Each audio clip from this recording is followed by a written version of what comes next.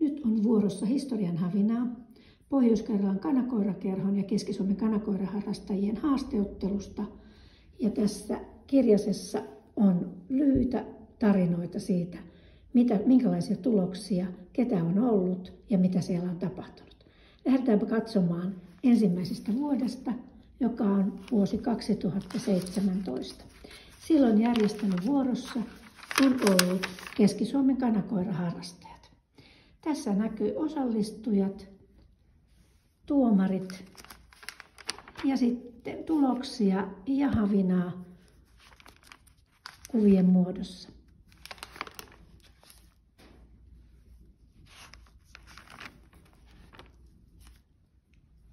Ja siellä on erikseen vielä palkitut koirat, joita myöskin kisassa jaetaan.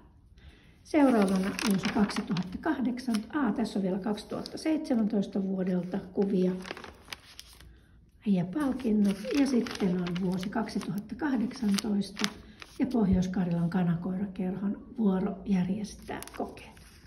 Siinä näkyy someat palkinnot ja sitten lähtee ryhmäkuvilla liikkeelle ja nimiä, ketä kaikkia on ollut vuonna 2018. Ja siellä jatkuu vielä palkitut ja palkinnot ja myöskin upeat tuomarit. Sitten on seuraava vuosi 2019. Ja jälleen kerran Keski-Suomen kanakoiraharrastajien vuoro järjestää. Näkyy osallistujat ja tuomarit. Siinä on ryhmät ja upeat tuomarimme sekä tuloksia.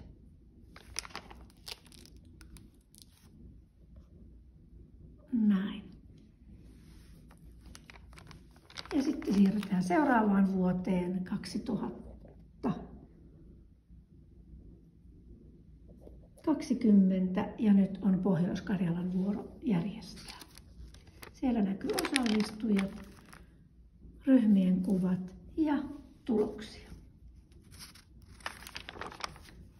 Ja vielä kuvien muodossa, mitäpä siellä on paikalla tapahtunut.